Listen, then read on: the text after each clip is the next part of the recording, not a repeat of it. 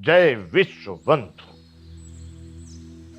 बंधुओं, ये कार्यक्रम है संपूर्ण श्रीमद् भगवत गीता, जिसमें हम 2 अध्याय पूर्ण कर चुके हैं।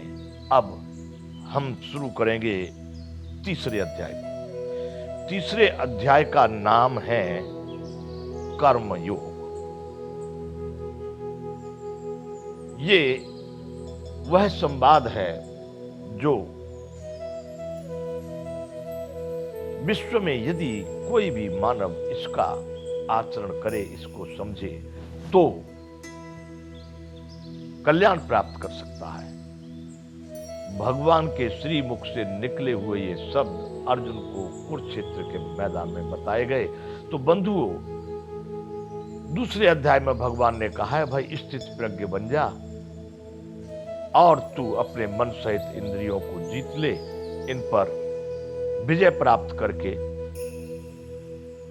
तू परमात्मा को प्राप्त हो जाएगा। ऐसा ब्रह्मी स्थिति पार्थ है, नैनाम प्राप्य विमुह्यति स्थित्वास्यंत काले में ब्रह्म निर्वाण बचती। ऐसी स्थिति को पाकर के वह ब्रह्म को प्राप्त हुए पुरुष की स्थिति है, और ऐसी स्थिति को पाकर के योगी मोहित नहीं होता, अतः अंत काल में भी उसी ब्रह्म को प्राप्त होता। ये दूसरे अध्याय का अंतिम श्लोक था। अब हम यहां से तीसरे अध्याय को प्रारंभ करते हैं, और तीसरे अध्याय का पहला श्लोक है, जिसको अर्जुन ने प्रश्न किया है श्री कृष्ण भगवान से। प्रथम श्लोक तीसरे अध्याय का, जायसी चेत कर्मणस्ते मता बुद्धिर्जनार्दन तत्किम कर्मणि घोरे माम नियोजयसी केशव। अर्जुन बोले, हे जनार्दन, यदि आपको कर्म की अपेक्षा ज्ञान श्रेष्ठ मान्य है, तो फिर हे केशव, मुझे इस भयंकर कर्म में क्यों लगाना चाहते हैं? भगवान ने इससे पहले अध्याय में ज्ञान योग, जिसका नाम था ज्ञान योग, और ज्ञान के माध्यम से भगवान ने अर्जुन को समझाने का प्रयास किया कि ये शरीर सभी नश्वर है अर्जुन, और जो देख रहा है, सोच रहा है, समझ रहा है, जो भी इस संसार के क्रियाकलापों को जानने वाला है, वह आत्मा है। वह कभी भी मरता जीता नहीं है। वह कभी भी अपनी स्थिति से इधर उधर को नहीं होता। वो शाश्वत है, सनातन है, पुरातन है, अजन्मा है। तो ज्ञान योग के माध्यम से भगवान ने अर्जुन को कहा। दूसरे अध्याय का नाम ही था सांख्य योग।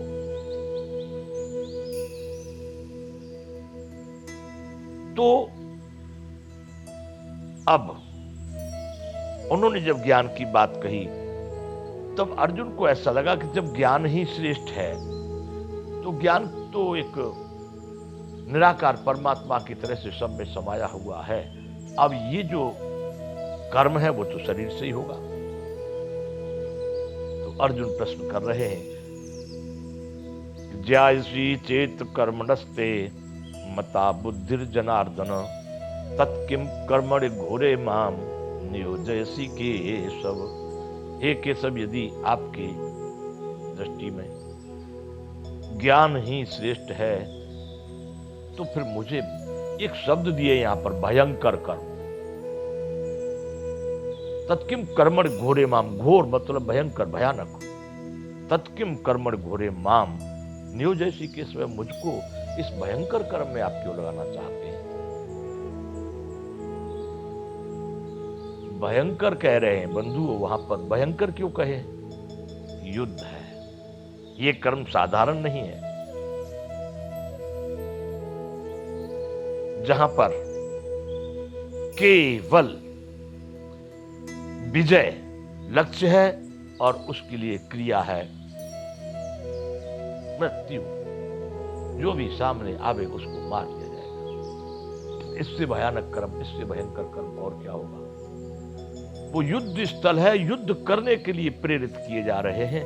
इसलिए अर्जुन ये प्रश्न कर रहे हैं कि मुझे इस भयंकर कर्म में आप क्यों लगाना चाहते हैं। फिर एक बात दूसरी और कह रहे हैं, एक इस बार में दूसरा प्रश्न और करते हैं कि व्यामिश्रेणेव वाक्येन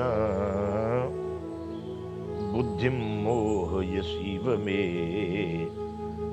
तदेकं वद निश्चित्य येन श्रेयोहमाप्नुयाम्। और हे केशव, आप मिले जुले से वचनों से मेरी बुद्धि को मानो मोहित कर रहे हैं। ये ज्ञान श्रेष्ठ है, इधर कहते हैं आप कर्म श्रेष्ठ है, ये कहते हैं धर्म श्रेष्ठ है। मैं बड़ा मोहित हो जाता हूं मिले जुले से वचन, उससे मानो मेरी बुद्धि को आप मोहित से कर रहे हैं। इसलिए उस एक बात को निश्चित करके कहिए जिससे मैं कल्याण को प्राप्त हो जाऊं। निर्णयात्मक बुद्धि यही करना है, दूसरा उसमें फिर और यही दुचित, यही द्वंद, यही दुर्गति, यही दुर्दशा है, ऐसा करें, नहीं ये ठीक नहीं, ऐसा करें, नहीं ये भी ठीक नहीं, वैसा करें। जहां व्यक्ति इस तरह की दुर्दशा में फंस जाता है, दो दिशा में दुर्गति उसी का नाम। तो अर्जुन इस समय पर दुर्गति में है, इस समय पर दुर्दशा में है। वो निर्णय नहीं कर पा रहे कि मुझे युद्ध करना चाहिए अथवा नहीं करना चाहिए, मुझे राज्य लेना चाहिए या त्याग देना चाहिए।